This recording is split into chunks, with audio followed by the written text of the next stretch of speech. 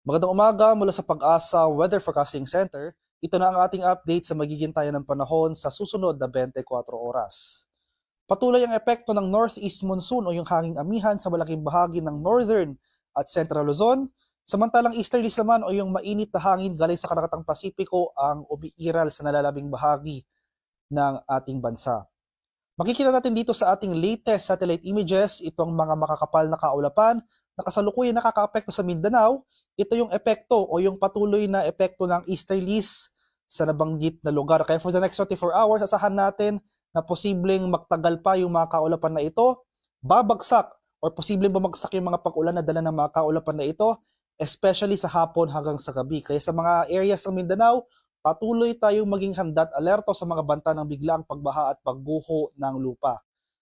Sa bahagi naman ng Luzon, especially sa eastern section ng Luzon, dahil sa amihan makakaranas rin tayo ng mga kaulapan at pag-ulan, particular na dito sa rehiyon ng Cagayan Valley at sa mga lalawigan ng Aurora at Quezon.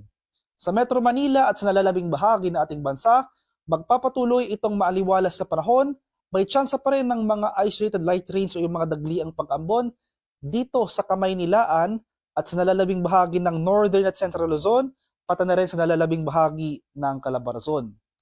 Sa nalalabing bahagi naman ng Luzon, sa mga areas ng Mimaropa at Kabikulan, pati na rin sa buong Visayas, may tsansa naman tayo ng mga localized thunderstorms. Ito yung mga biglaan at panandali ang buhos ng ulan, kadalasang nangyayari sa hapon hanggang sa gabi. Sa kasalukuyan, wala rin tayo binabantay ang low pressure area o sama ng panahon na posibleng makaapekto sa ating bansa sa mga susunod na araw.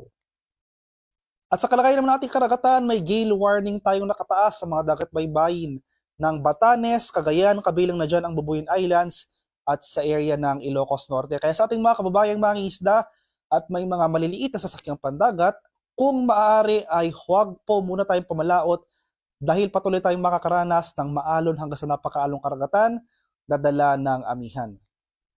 At para naman sa ating 3-day extended weather outlook, makikita natin dito sa ating wind and rainfall animation ang patuloy na epekto ng amihan sa malaking bahagi ng Luzon at yung easterlies o yung hangin na nanggagaling sa Karagatang Pasipiko sa nalalabing bahagi ng ating bansa sa mga areas ng Visayas at Mindanao. At makikita natin dito o maobserbahan natin dito sa progression ng ating model animation yung epekto ng easterlies, particular na sa area ng Luzon, dahil sa eastward propagation or yung silangang paggalaw, itong high pressure system sa hilagang bahagi or sa northern part ng mainland China, ito yung weather system na nagdadala ng northeast monsoon sa ating bansa. Inasahan natin ang mas posibleng paglakas pa or yung pagrami ng areas na maapektuhan ng amihan sa mga susunod na araw. So most likely, for the next 3 days ay makakaranas tayo or mararanasan natin yung epekto ng amihan sa malaking bahagi ng Luzon. Samantala, ito namang easterlies ay patuloy na magdudulot ng mga pag-ulan sa malaking bahagi ng Mindanao. Ngayong araw, buong Mindanao nakakaranas ng mga pag-ulan. Pero for the next 3 days, inaasahan natin na bukas, araw ng Miyerkules, January 3, unti-unti nang bababawasan yung mga areas na makakaranas ng pag-ulan na dala ng easterlies.